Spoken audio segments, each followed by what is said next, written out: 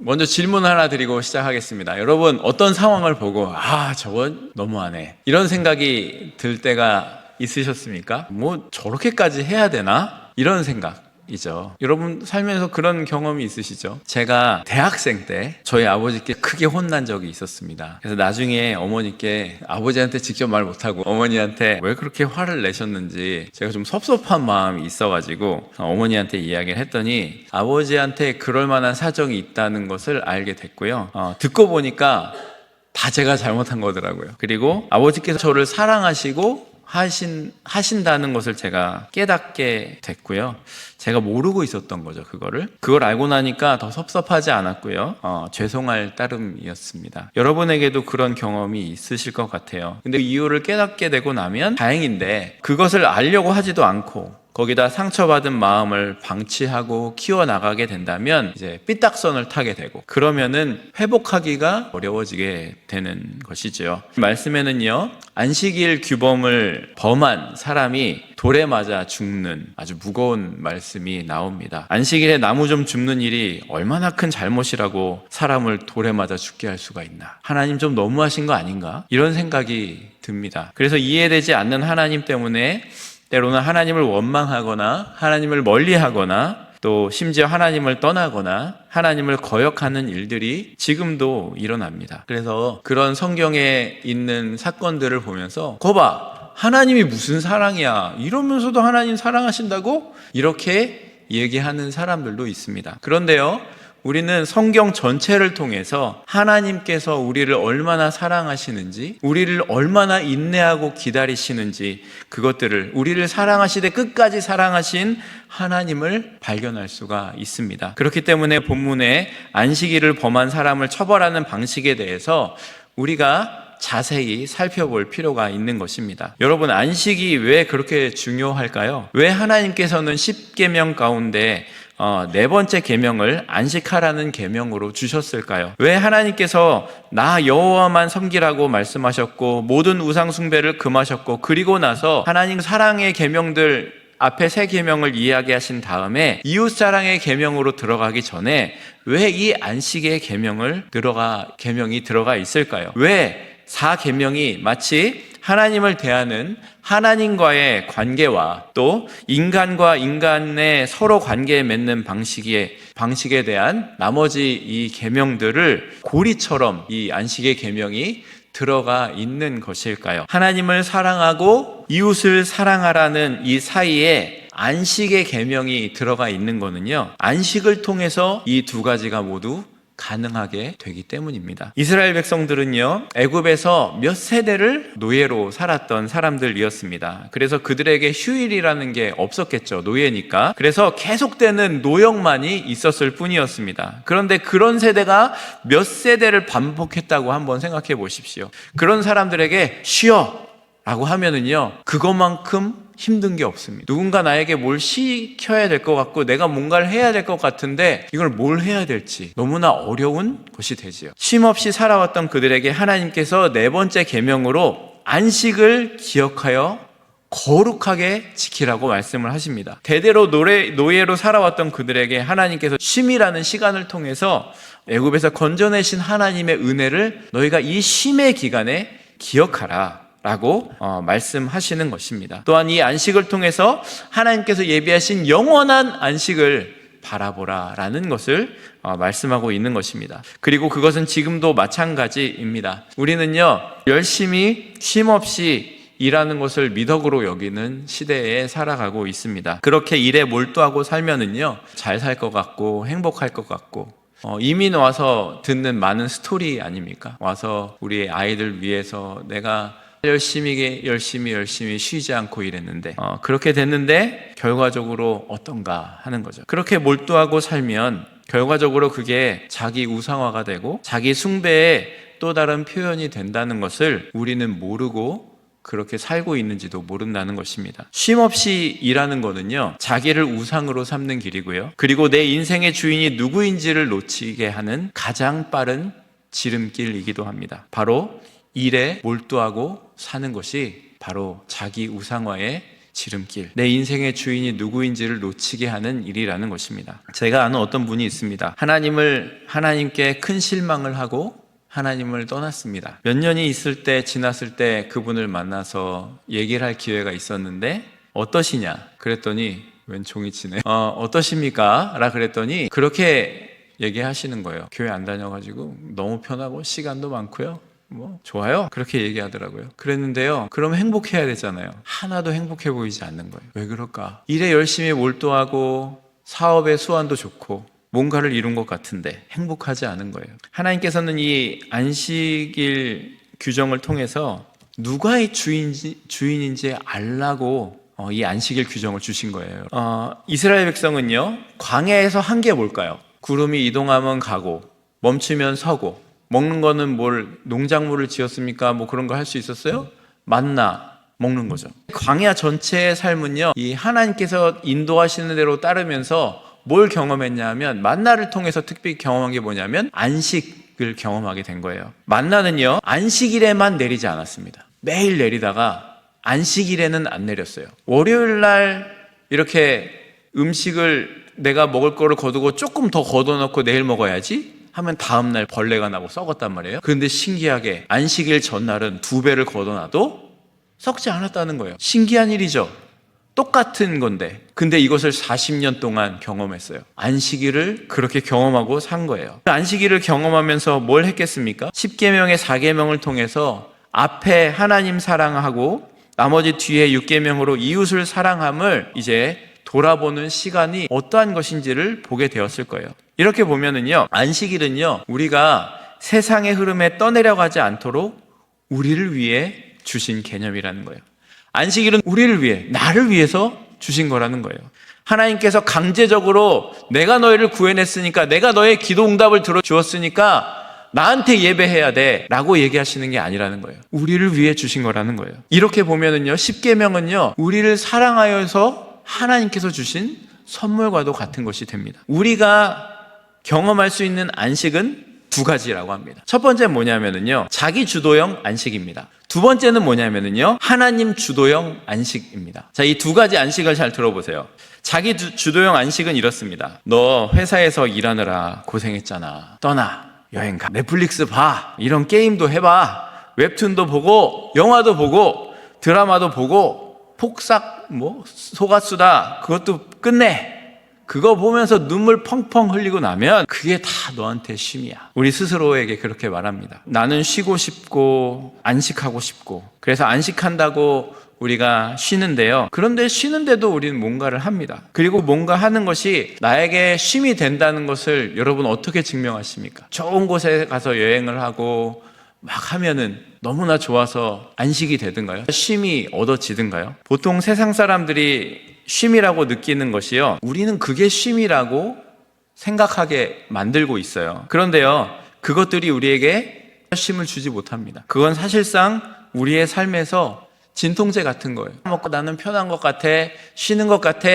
근데 안식은 내 안에 생기지가 않거든요. 우리 마음 가운데 가장 깊이 숨어 있는 안식을 이루지 못하는 병의 원인, 우리의 고독과 우리의 허무함과 괴로움의 원인인 하나님을 떠난 죄를 치유해 주지 못하기 때문에 잠시 다른 곳에 신경을 돌리게 하는 것일 뿐이지 근본적인 안식을 우리가 경험하지 못하게 만든다는 거예요. 그렇지만 하나님의 말씀을 듣고, 특히 복음을 듣고 우리가 마음으로 받아들이면서 하나님께서 나를 얼마나 사랑하신지를 깨닫고 기뻐하면서 그 들은 복음 가운데 서로 사랑하고 돌아보게 될 때, 바로 그때 우리 안에, 우리 마음속 깊이 있는 하나님을 떠나서 살았던 우리를 발견하고 그 가운데 회개하고 하나님의 사랑을 경험하고 이웃을 사랑하고 돌볼 수 있는 힘을, 거기서 일어나는 치유가 안식일 가운데 일어나게 된다는 거예요. 바로 그때 우리 마음속에 숨어있는 죄, 하나님을 떠남이 치유가 되게 됩니다. 나의 잘못된 야망과 욕망에 사로잡혀 살던 나를 발견하게 되고, 회개하는 것이 안식을 통해서 일어나게 된다는 것입니다. 그래서 유대인들은요, 이런 말을 했어요. 우리가 안식일을 지킨 것이 아니고 안식일이 우리를 지켰다. 실제로 그럴 겁니다. 하나님을 섬기는 사람들, 그리고 예수 그리스도 안에서 하나님을 바라보는 사람들은요, 이 주일날 쉼을 누리는 것입니다. 많은 사람들은요, 내가 주일을 지킨다고 생각합니다. 내가 30년 동안 40년 동안 주일을 지켰다고 하지만 실제로 나를 보호하고 나를 보존하고 나를 행복하게 만들고 내가 나를 쉼을 주는 것, 일주일의 고단한 삶을 버티고 인내하고 기쁘게 만드는 것은 바로 안식일이 우리에게 주는 유익이라는 것입니다. 주일날 우리가 큰 은혜 안에 거한다면, 주일날 우리가 사랑받는다면 우리는 계속해서 이 세상에서 인내하면서 즐거워하면서 살아갈 수 있는 힘을 얻게 되는 것입니다. 그 안식을 통해서 우리는 생명력을 얻게 되는 것입니다. 그래서 이 안식이 중요한 것입니다. 그래서 이제 본문으로 돌아와서 안식일에 나무를 줍다가 붙잡힌 그 사람을 진영 바깥으로 데려가서 돌로 쳐서 죽이라는 이야기가 본문에 나옵니다. 오늘 이 말씀을 우리 막내 아이가 묵상하고 나오더니 아빠, 큐티 말씀이 너무 무서워 그러더라고요. 너무 무섭대요. 나무 주웠는데 돌로 쳐서 죽였대. 너무 무섭다는 거예요. 이해가 되지 않고 하나님 너무하셨다 이런 생각이 드는데, 이 문제를 이해하려면요, 이 앞부분을 봐야 돼요. 여러분, 앞부분에 보면 29절까지 부지중에 지은 죄에 대한 해결 방법들을 알려주셨어요. 공동체가 부지중에 나도 모르게 죄를 범하면 숫송아지 한 마리를 화제, 소제, 전제로 드리고 또 숫염소 한 마리를 속죄제로 드려라. 부지중에 공동체가 지은 죄는 이렇게 해결해다. 개인이 부지중에 죄를 범하면 1년 된 암염소로 속죄제를 드려라 라고 해결책을 이렇게 하나님께서 주신 거예요. 여러분, 부지중에 지은 죄 한 번에 암염소 한 마리씩, 1년 된 암염소 한 마리 드려야 됩니다. 그럼 여러분, 옛날 방식대로 하면 여러분 암염소 몇 마리 드려야 될까요? 부지중에 아마 대농장을 할 수 있는 양을 했을지도 모르겠어요. 염소를 드렸을지도 모르겠어요. 하나님께서요, 부지중에 지은 죄에 대해서는 이렇게 방법을, 솔루션을 주셨단 말이에요. 암염소로 속죄제를 드려라. 그런데 고의로 하나님의 명령을 어긴 사람은 여호와를 비방하는 것이라고 했고요, 백성 중에서 그 사람은 끊어질 것이다 라는 말씀을 또 하셨어요. 그러니까 오늘 본문 앞부분에 이런 이야기가 있었어요. 그리고 고의로 하나님의 명령을 어긴 사람의 예가 본문부터 32절부터 나오는 거예요. 고의로 하나님의 명령을 어긴 첫 번째가 안식일에 나무를 하다가 붙잡힌 사람이에요. 이 사람은요, 부지중에 한 게 아니에요. 안식일인지도 모르고 나무 주워야지 하다가 한 게 아니고요, 고의로 했다는 거예요. 고의로라는 게 원어로는요, 손을 높이 든다 이런 뜻인데요, 하나님께 양손 들고 나는 안 합니다 이런 뜻이거든요. 하나님께 이런 반대 행위를 나타내는 표현으로 하나님께 그런 행동을 했다는 거예요. 여러분, 부지중에 했다면 하나님 용서해 주셨을 거예요. 그런데요, 이 사람은요, 하나님께 손을 들며 고의로 안식일의 계명을 어긴 거예요. 하나님께서 분명히 10계명을 주시고 안식일을 기록하여 거룩하게 지키라고 하셨고요, 누구나 안식일을 알 수 있도록 만나도 일부러 안식일은 주지 않으셔서 누구도 모를 수 없게끔 하셨는데, 이 사람은 일부러 안식일에 이런 거 해도 된다는 식으로 하나님께 두 손 들고 반항하면서 하나님을 업신 여기면서 백성들을 선동하고 있었던 거예요. 봤지? 별거 없잖아. 괜찮잖아. 열심히 일해서 먹고 살아야 되지. 남들 쉴 때 해야 내가 나뭇가지 좀이라도 더 얻을 수 있지. 많은 사람들 나뭇가지 주워야 되는데 땔감을 구하려면 이런 날 해야지 되는 거야. 이렇게 선동했었던 것 같습니다. 이러면서 이스라엘 백성들이 하나님의 율법을 꼭 따르지 않아도 된다고, 이 정도는 괜찮다고 안식일을 범하도록 선동하며 하나님을 업신 여겼던 그 예가 32절에 나오는 겁니다. 10명의 정탐꾼의 보고를 듣고 이스라엘 사람들이 뒤집어져가지고 하나님을 원망하고 그들을 인도한 모세와 또 좋은 보고를 했던 여호수아와 갈렙을 돌로 치려고 했을 때 하나님께서 나타나셔서 말리시고 혼내주셨잖아요. 이제 너희들은 가나안 못 들어가. 40년 광야에서 니네가 정탐한 횟수대로 날수대로 이거를 연으로 바꿔서 40년 동안 광야에서 살 거야 라고 얘기하셨잖아요. 그런데 하나님, 우리가 잘못했어요.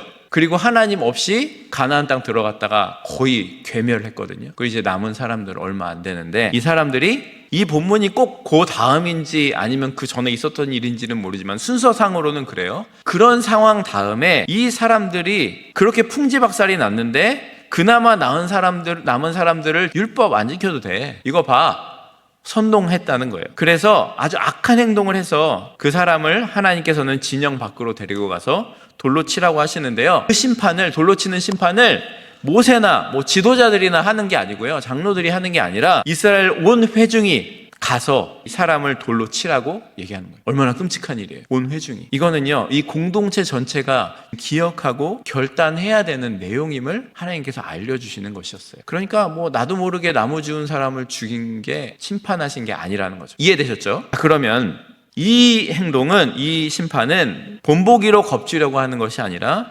이스라엘 백성들이 왜 가나안 땅에 못 들어가고 40년을 광야에서 살아가야 하는지를 깨달아서 그 안식의 언약을 기억하고 살라는 것이었습니다. 그래서 이 4계명인 이 안식을 통해서 하나님 사랑, 이웃 사랑의 계명을 늘 확인하면서 회복하면서 살아야 됨을 가르쳐주고 계시는 것이었어요. 안식의 언약을 기억하고 산다는 게 왜 중요할까요? 여기에 하나님의 언약 백성의 생사화복이 다 달려있기 때문에 그래요. 멈춰야 돼요. 안식일에 멈춰서 우리는 생각해야 돼요. 내가 어디로 뛰고 가고 있지? 내가 뭘 하고 있는 거지? 내가 어딜 향해 가고 있는 거지? 내 꿈이 뭐지? 내 삶의 목적이 뭐지? 멈춰서 하나님께서 나를 부르셨지, 나를 사랑하셔서 이렇게 해주셨지, 나를 구원해 주셨지, 그리고 나를 통해 원하시는 뜻이 무엇이지, 하나님 사랑, 이웃 사랑의 자리를, 내 자리가 거기서 어딘지를 확인하지 않으면 우리는요, 하나님을 떠나는 자리로 갈 수밖에 없는 존재라는 거예요. 그래서 안식일이 필요한 거예요. 그래서 안식을 우리에게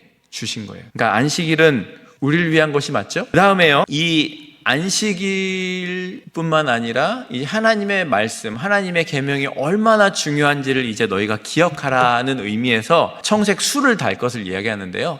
38절에서 39절에 보면은 하나님께서 이 안식의 계명뿐만 아니라 하나님께서 주신 계명을 잘 기억하기 위해서 은혜를 기억하는 표시로 옷의 끝단, 거기에 술을 만들고 청색끈을 달라는 명령을 하십니다. 이런 모양이에요. 이 사람들이 이제 이 로브 바깥쪽에 있는 외투에 이렇게 술을 달았는데 잘 안 보이실지도 모르겠는데, 이거는 이제 현대적인 그림이긴 한데, 옷 끝에 이 구멍을 뚫어서 술을 달아가지고 거기에 청색끈을 연결하는 것이었어요. 저기는 청색끈이 너무 많이 들어가는데 한 줄이 그 안에 들어가게 됩니다. 그래서 이런 술을 볼 때마다 옷에 그런 술을 달아서, 이런 수를 볼 때마다 이스라엘 백성들과 그 후손들이 하나님께서 너희에게 지키라고 내려주신 규정을 지키게, 생각하고 지키게 하려고 달라고 하신 거예요.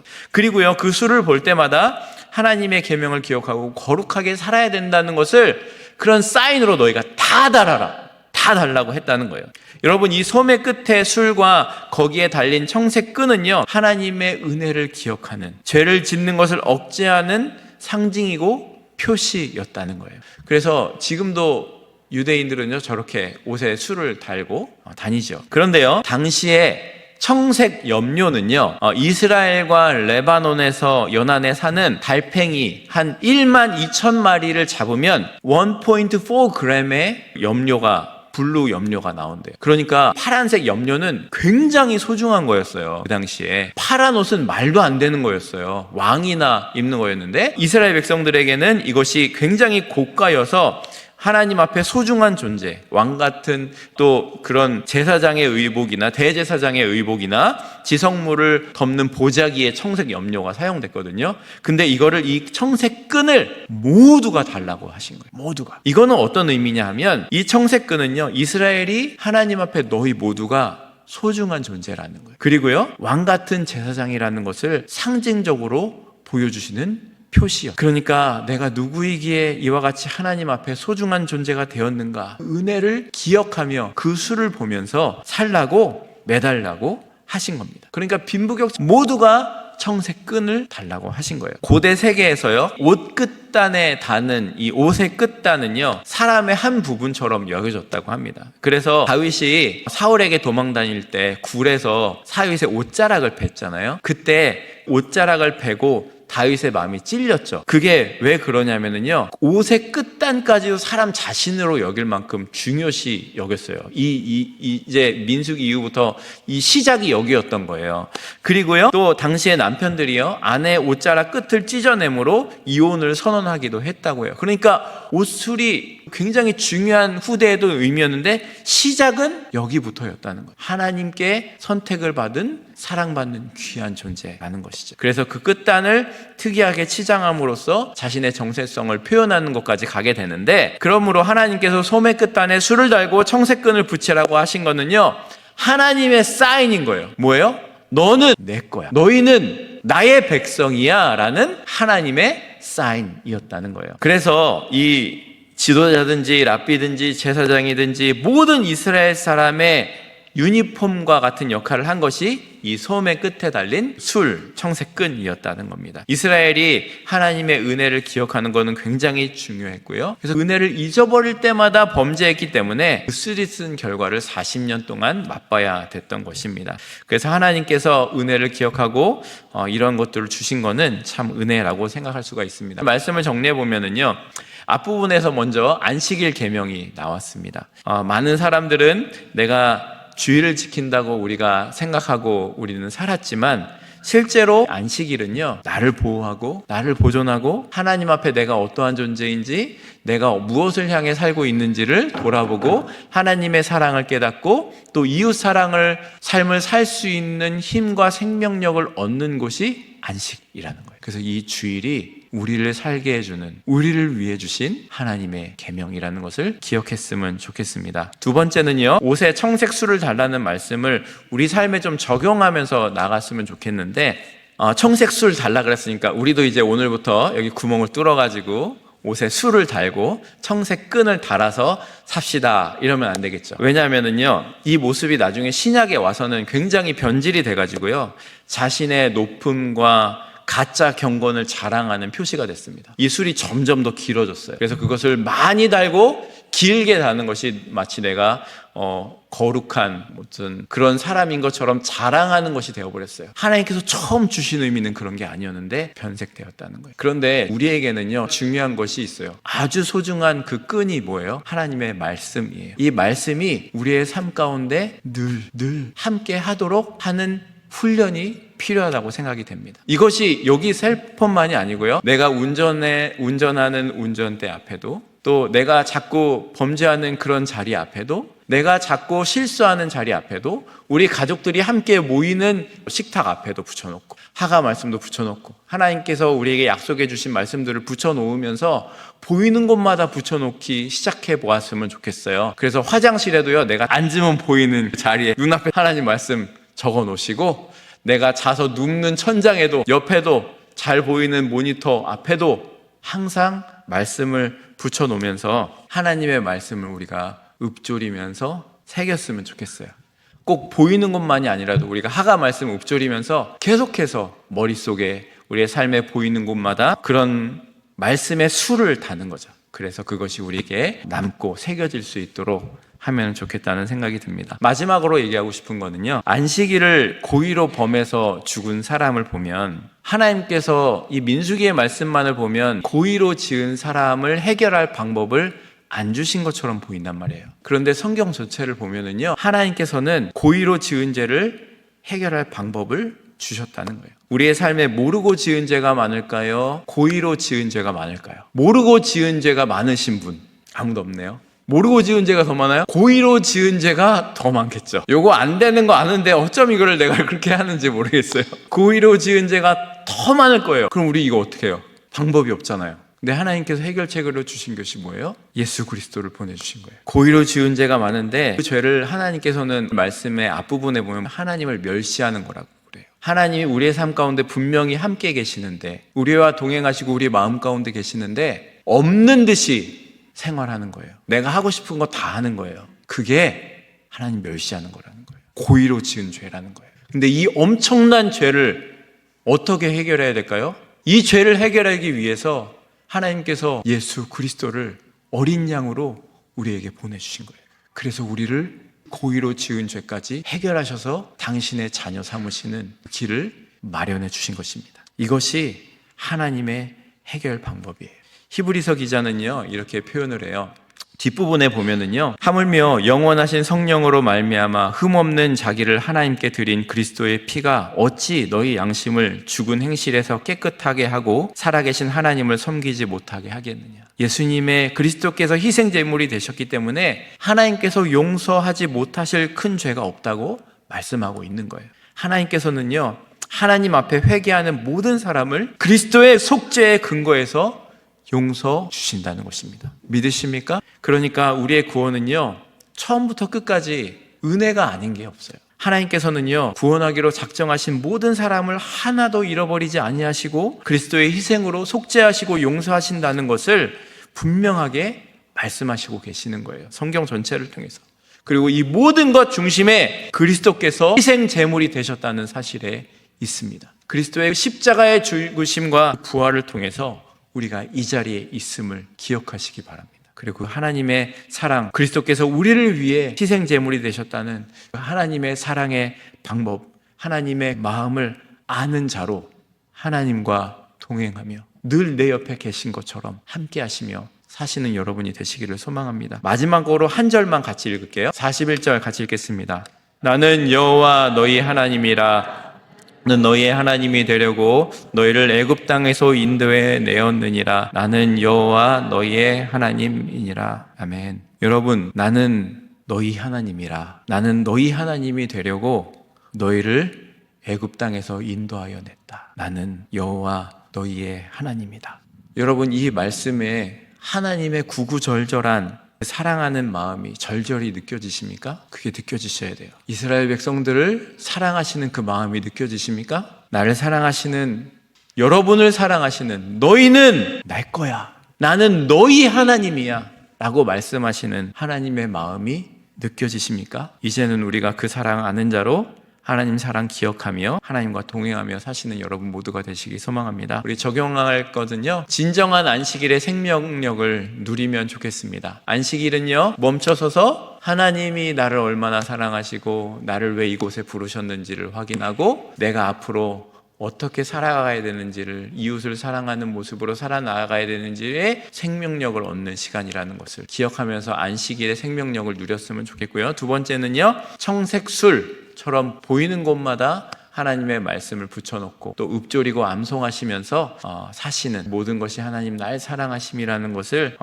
경험하시는 여러분이 되시기를 바랍니다.